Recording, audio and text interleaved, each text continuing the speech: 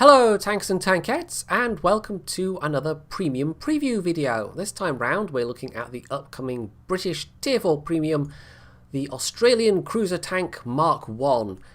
And, well, I'm kind of in the same position that I was with in the FV4202, in that I'm really hoping that they change some things about this. In fact, one particular thing about this, because as it is, they've given us a tank that just isn't worth buying. Now, I will come to exactly why in a moment, but first off, I'm going to cover some of the good points about it, because the FV, it was slow and the gun handling was really, really bad, like heavy tank bad, Russian heavy tank bad. That was the issue there. With this tank, there's two issues. One of them is just inherent in the fact that it's a tier 4 that doesn't have premium matchmaking. You will see tier 6s and you will struggle badly with those tier 6s because you've only got a 2-pounder gun. The other is related to the gun itself, and I will come to that because that bears some comparison with its contemporaries to understand, to fully appreciate quite how bad this one particular stat is, how fully Wargaming have screwed up. In other regards though, apart from those two things, it could almost be a fun tank. Now if it only ever saw tier 5s, it would be even more fun. Seeing tier 6s is absolutely the fly in the ointment. One of the things that was said last time by somebody in the comments was, well, you slate this tank, but then you only show us good replays. Well, I'm going to try and redress the balance this time, I suppose. I'm going to show you one of the games I had when I was very, very bottom tier, and you can see exactly how that went. And it was a win, but it wasn't really a good win. It wasn't really an interesting or fun game in any way. And it also will highlight quite the issue I have with this tank, the main issue. So, what is it? Well, it's a medium tank, but it's actually in mobility a lot closer to something like the Covenanter, which is of course a light tank. And the British tier 4s are funny because you've got the Matilda and the Valentine, which are both quite slow actually. The Valentine maybe more feels like a medium tank, a kind of slow medium tank than this. But this is much more like the Covenanter, which is a light tank. And they've all more or less got the same guns as well, although the Valentine actually gets the choice of a 75mm gun or a 6-pounder gun, both with a really horrible rate of fire. And the Valentine actually might not be a bad tank, but for the awful DPM. This doesn't have great DPM, but it's got a good rate of fire. It's because it's a 40mm gun. These guns don't do a lot of damage, so even though you've got a good rate of fire, it doesn't do a lot. But this is, I mean, these are the guns that these tanks were actually given, at least to start with. And maybe I should give a little bit of history first, because this is, like the Ram 2, a Commonwealth tank. This was Australia's first indigenously produced tank. But, like the Ram 2, it actually does have some relation, although not quite as much as the Ram 2, to the M3 medium, the Lee as we know it. Now, Australia in the sort of early 40s, I guess you'd say, it would be kind of 1940, 1941, if I'm remembering the dates correctly, with the threat of the Japanese in the Pacific, decided that having some armour wouldn't necessarily be a bad thing, just in case they were invaded. And although I think the initial plan was to stick some 6-pounder guns on, they didn't have any available. So the first, I think, 65 tanks were equipped with a 2-pounder, and later on there were improved versions with the 17-pounder. And actually, you can look in the data files and see the AC4 with the 17-pounder gun, and kind of highly suggest we'll be getting that at some point as well. But as it was, I mean, although the Australians and, well, the British tank designers as well, because they actually had a British expert that came over and helped them out. You know, it was a tank that they got experience with in terms of building and operating. It wasn't one that ever actually saw combat, much like the Ram. Although I think the Ram was then, they used that chassis as the basis for other vehicles like Kangaroo APCs and self-propelled guns. So, yes, tier 4 medium tank. So what can we expect from this? Well, like I've said, the speed's actually alright, and I'll bring up its compatriots so we can actually compare it. So in terms of speed, we'll just start off with that. It's got the best top speed, 60 kmh, which is even better than the Covenanter. Much worse power to weight ratio though. So it is going to not get that speed unless it's going downhill. But still, it moves way better than the Valentine and the Matilda, both of which have, as you can see, 24 kilometers a second. And the reverse speed's actually pretty good as well. In terms of its terrain resistances, it's actually not quite as good as the rest of these, but it's still not bad, so it's reasonable. The armor's pretty decent. As you can see in hit points, it's on a par with the Matilda. 65 frontal armor actually puts it slightly better than the Valentine, although for some reason it's showing 0 side armor on the turret there. I don't think that's right somehow. But the side armor isn't as good as the Valentine. So the frontal protection is okay for a tier 4. It's not nearly as tough as the Matilda, but with a bit of angling when you're top tier, you can bounce things. And I'll actually just go back here and we will look at the collision model so we can actually see the armor layout. So there you go, you can see all those 65 mil zones. With a bit of angling, it's not bad, but this side armor is only 45 mil, so you're not going to do quite as well with that. And as you can see, yes, the side of the turret is definitely more than 0. So I think that's a tanks.gg database error bug thing. What's an incorrect value that's crept in there somehow. So yeah, it's not particularly tough when it's facing anything over tier 4 though. So don't rely on the armor. Even when you're top tier, there's still plenty of things that can and will punch through that. But if you're facing off against an opponent that you know has less penetration, something like, for instance, a Panzer III or a B1, then it is well worth angling. It might even be worth side scraping in that kind of situation. The view range is actually the best of all three, and again, we'll swap back. The equipment I actually had on this thing, if I go to the stats, one of the pieces I mounted was the binocular telescope. And as you can see, with a base view range of 350 plus the binos, when you're stationary, you can get almost 440 meters. So I actually think binoculars are well worth using on this thing. What I also used was the ventilation and the gun lane drive. No gun rammer.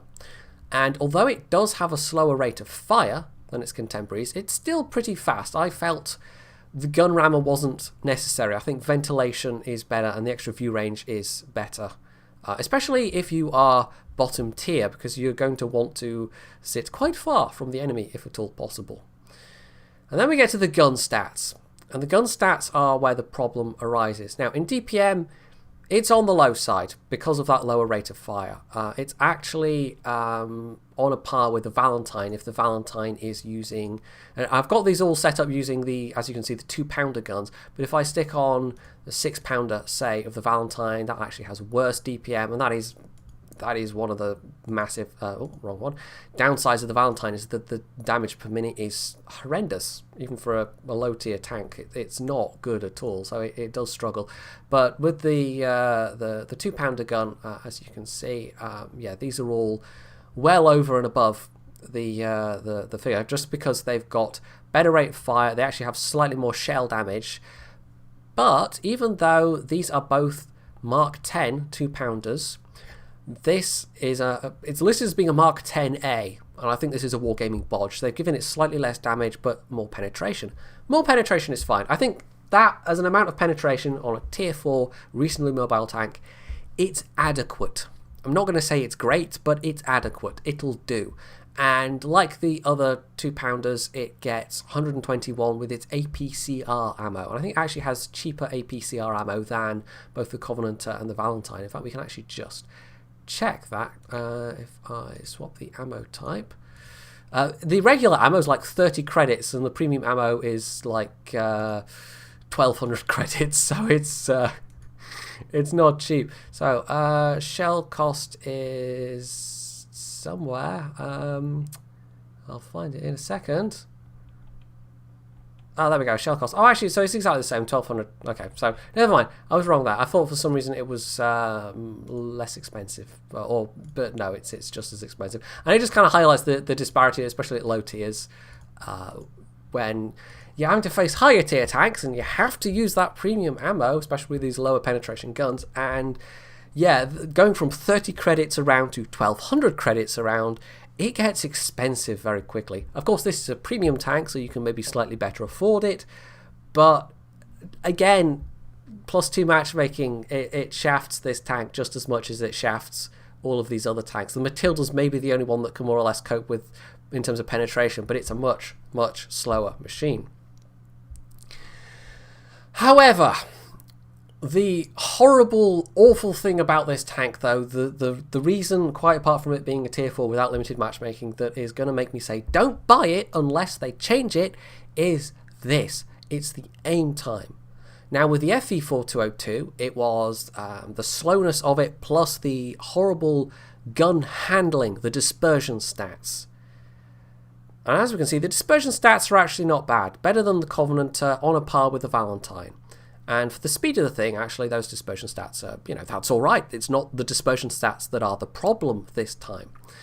It does get the same amount of after-firing bloom as the Matilda, and that kind of couples up with the main awful, horrible thing about this, which is the aim time.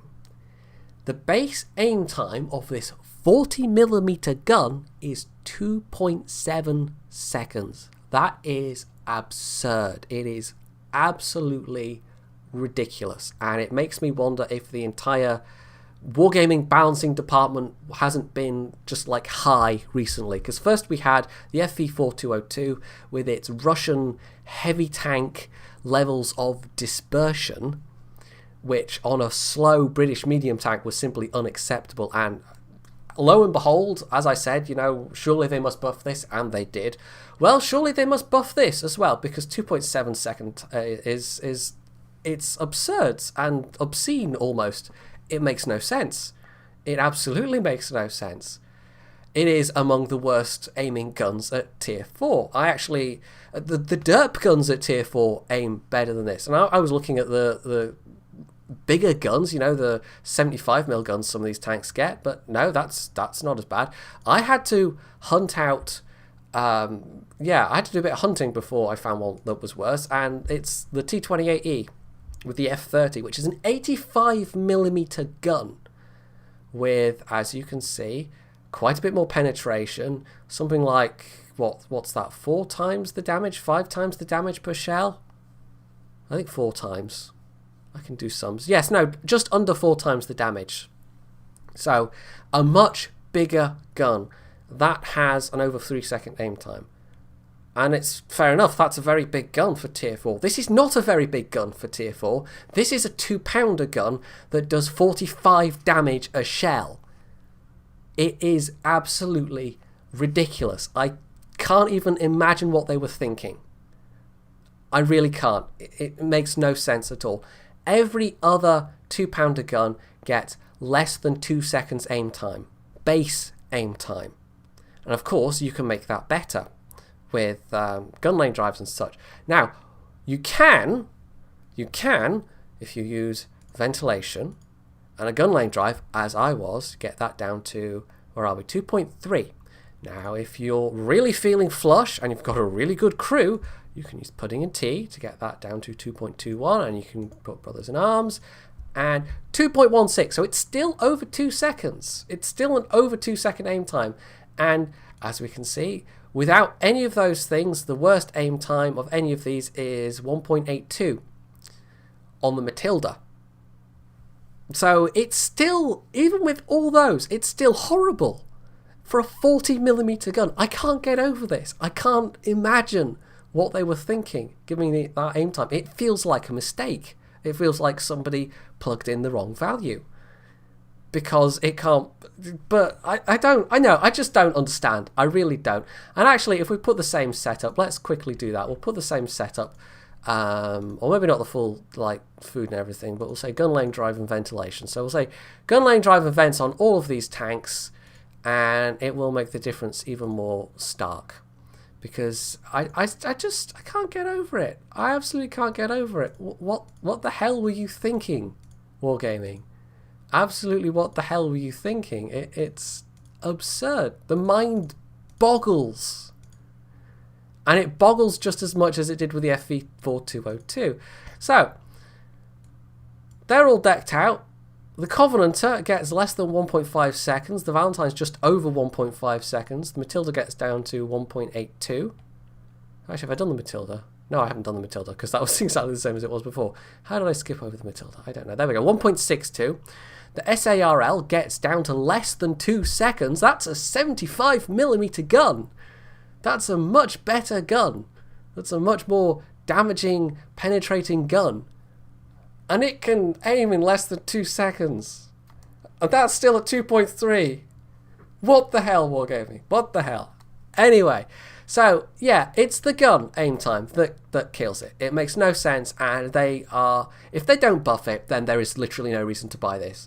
There's almost no reason to buy it to begin with, unless you have an interest in the history of it, maybe. I mean, it's an Australian tank. Some people are going to want to get it for that reason alone. And if it had limited matchmaking, if it had the same kind of aim time as its contemporaries, if it was a 1.7, 1.8 base aim time gun, then I would say, sure, why not? You know, if it only ever saw at most tier 5s, then it would be fine. But all of these tier 4s kind of deserve that matchmaking. They all should only really ever see at most tier 5.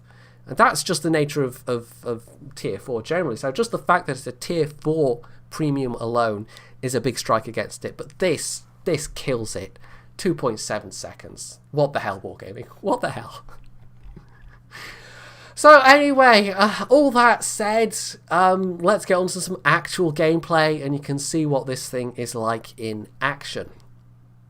So the first of the games I have is a bottom tier game, because last time round with the FV, somebody commented, and I think fairly enough, that although a lot of us people that had the FV to preview slated it, we all showed really good replays. We actually showed games where we were doing really well, and there's kind of that odds thing where you want to have a good bit of footage to show off, even if it's a tank that you don't think is very good. So I've actually chosen a very, very bottom tier game, and this is actually pretty much as bad as it can get.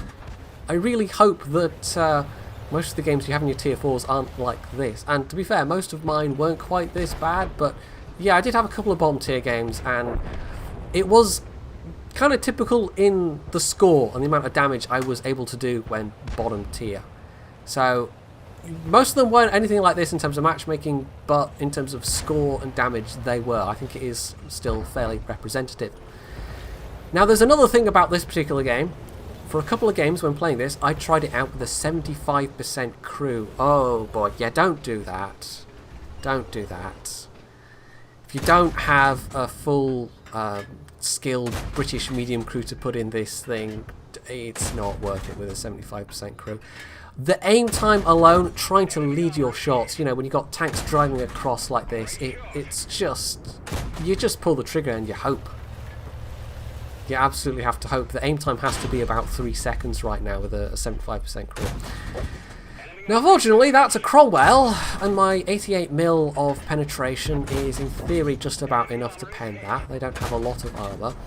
There's a lot of the tier 6s, however, that you're going to badly struggle with. I already bounced on a tier 5 medium at range. The enemy team's got things like ARLs and OIs and E2s. The Skoda's probably going to be a problem. The KV-1 definitely would be a problem. VK wouldn't, and, you know, things like Chernus and T-67s obviously wouldn't, because they don't have a lot of armour. But there are so many tanks around where you're just going to need to spam the premium in order to even have any hope. And that's true of a lot of tier 4s. That, as I've been saying, is just one of the inherent disadvantages of being in tier 3, tier 4, tier 5 tanks and being bottom tier. So you just don't have the gun. And because there's such a disparity between the cost of the regular ammo and the premium ammo, it gets expensive really quickly. And of course, if you're in a low tier tank, you're not necessarily going to have that many credits to spare. You might not even have a premium account. So you maybe can't afford to spam lots of premium shells. So you're going to have a really rough time when it's bottom tier. This tank is absolutely no exception. Not at all. Now, I've done a little bit of damage. I actually got incredibly lucky killing that very low health Cromwell. But as you can see, I'm really struggling to do any more. And I've actually switched over to the APCR at this point. Now, the APCR, it's got the same pen as the Matilda with a Little John. So it's 121. It's just about enough for seeing some tier 6s. Although, meeting OIs, I mean, good luck with that. you'd need to get their side, basically. Although if you could get up to the side of an OI, I think actually this thing, it's low enough that the OI then couldn't point their gun down at you. But that would only work if the OI didn't have any allies around whatsoever. So there's an E2. Oh, this, like I said, as I pointed out, the fact that it gets more bloom than the 2-pounder Mark 10s. I mean, it had the same bloom, and that was incredibly lucky. The same bloom as the Matilda after firing, but it's got more bloom than the Covenanter and the Valentine with those 2-pounder guns. That coupled with the aim time, I mean, it's excruciating. It really is. Trying to lead targets is by far the worst, but even sat stationary, you have to wait so long for that reticle to close in. You don't get anything like your full rate of fire at all. It's only when you're really close up against squashy targets that you can just hammer away and do the damage. And even then, sometimes it'll troll you just because the aim time's so bad. Now, I was actually third on that team because I managed to kill a tier 6 tank. That's the only reason. 360 damage is nothing. 627 as a score is nothing. But there weren't really many high scores on that team. It was just a little bit, I don't know, considering it was a tier 6 game, it was oddly low scoring for everybody across the board. But yeah, 41 shots fired, 17 hits, 8 pens with a 75% crew. I mean, with 100% crew, it's better, but not by that much. And we're actually going to come to a game where I had 100% crew, and I was top tier. Now, when it's top tier, it's a really different experience. It's actually not bad at all. You know that your armour can at least be a little bit effective. You know that you're not completely outmatched in terms of your gun, but still, there's that aim time to contend with. Now, I was trying to knock over that pillar box there, but apparently you can't do that with shells. So, okay, never mind. Now, a B1's turned up, and this is actually a tank I know I don't have to worry about the gun of too much. I think the average pen, he's got his 47mm gun, his top 47mm gun is something like 66. So I can actually angle. And I try a bit of side scraping here. Now I know I've got enough pen to get through his frontal armour, no problem. But I'm going for weak spots anyway. And it's kind of, I don't think it even matters that I'm going for weak spots. I think he's got like 60 frontal armour. It's just the fact that I was at that close range that I was able to keep up the rate of fire. Now we get flanked here by a T28, and this is where the low damage is a bit annoying, because I'm just hammering this guy over and over and he still gets away. That's a bit unfortunate. There's a one-shot kill Type 91 there, though. We'll have that, and that actually hit first time. So as at this point I make a big mistake. I trust that my allies are going to deal with that low health T28. Yeah. Spoiler alert, they aren't. I'm getting shot in the back. I initially thought, oh, did I just get team damage? No, it's the T28 that's shooting me. I should have turned around and shot him. And instead, I, like I said, foolishly trusted that my allies... There's 4... Or, is that even 5 tanks? There's 5 tanks. Or is it 4 tanks? Maybe it's 4 tanks. There's 4 tanks around that guy. And he lived long enough to shoot me in the back twice. I don't know. So yeah, it was my mistake in ignoring him, but it was a bigger mistake in trusting my allies in a tier 4 game. Clearly... I think sort of tier 4 games, hell, even tier 5 games, there's a certain element of if you want to do something, you've got to do it yourself. And trusting your allies is not necessarily a good idea, because especially sort of tier 4 and lower, most of these people aren't really going to have a lot of idea what they're doing. Now, I took a hit from the B1 there, but I'm going to take him out, so that's fine. However, I really wish I had that health. I really wish I hadn't lost it to that T28. That would have been nice to have that extra bit of insurance at this point. The Panzer 4D, I'm being cautious of. I know he's got a far better gun than I do. He's got a 75mm that could actually one-shot me if he gets lucky, if he's got that top 75mm. I'm not actually sure from looking at it if it is that 75mm though. Anyway, he's down, so that's fine. We'll see if I can save the DW2. And there's that aim time. Yep, this is with 100% crew and ventilation and the gun lane drive. So, yeah, it's not like you don't have enough to deal with it having already a lower rate of fire and lower damage than its contemporary 2-pounder guns. I mean, like I said, for the extra penetration, okay, that feels like a fair trade. I'd rather have 88 pen than 78 pen. But... the aim time just kills it. And I just can't get over it. I know I'll just keep going on about this aim time, but I just can't get over it. What were they smoking? I don't know. I really don't know. Anyway, they're making a push on our cap. I mean, we are losing on numbers, unfortunately. I seem to be the only one with a decent number of kills, but again, tier 4 game. It really is. Like tier 4 and below, it's just the Wild West. You never know what's going to happen. All of your carefully formulated and hard-won experience from the higher tiers just doesn't apply most of the time. People are not going to do what you expect because they don't really know what they're doing themselves. They're just trying out random things, and you can't really formulate a response to that other than to just really keep on your toes. Now that was unlucky. That hit the back of the T127, but actually bounced. So, okay, not that it would have killed him anyway, not with this amount of damage. But we're now in the position of them pushing on our cap, and I don't have a lot of allies left at this stage. Now again, trying to lead a target that's moving, and it's not fun at all. I do actually get 2 hits there, but that's more luck than skill. And that one was incredibly lucky, given the size of the reticle. If I'd had the better aim time and handling of one of the other 2-pounder guns, I'm pretty sure I could have nailed that guy. Like in a Matilda, he wouldn't be alive right now. But I'm not in a Matilda, unfortunately. I'm in one of these things. And again, incredibly lucky. Firing on the move in this is such an utterly chancy thing. But that was relatively close range. So, yeah, I mean, at least you got the rate of fire and you got the shells that you can just spam them, basically. And you have to spam them. You absolutely have to. You don't have a choice. Now, I'm trying to take down this Covenanter, and I'm actually now horribly aware of, oh yeah, now the Marder's come up behind me. Oh dear. The Panzer 1C wasn't so much of an issue, but the Marder's going to kill me, unfortunately. And there's not a lot I can do about it, so oh well.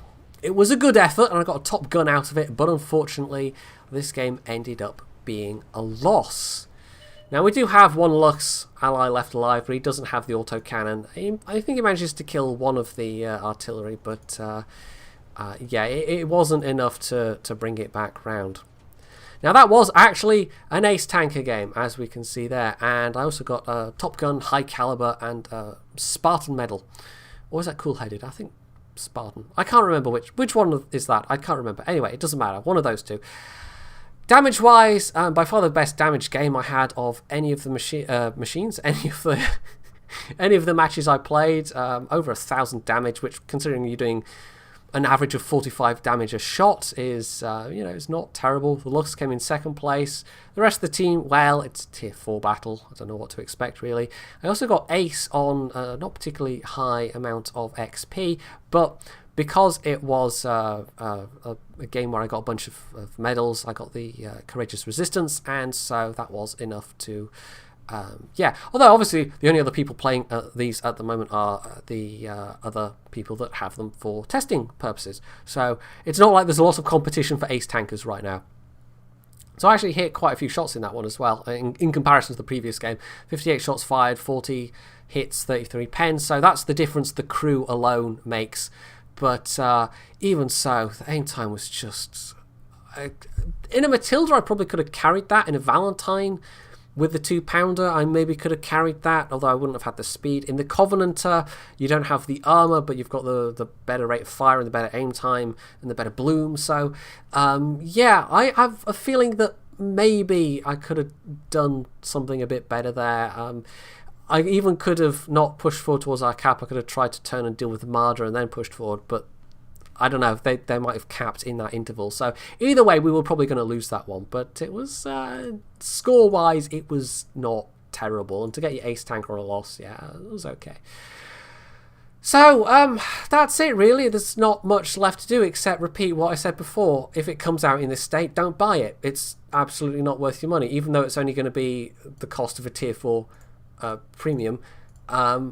Don't buy it. 2.7 seconds aim time on a 40mm gun is absurd and ridiculous and does not deserve your money. If they change it, which I sincerely hope they do, it might be okay as a kind of a novelty, low tier, derp around, have a little bit of fun occasionally if you're not bottom tier tank, but still it's tier 4 premium, so on that basis alone, I don't know how well this thing is going to sell.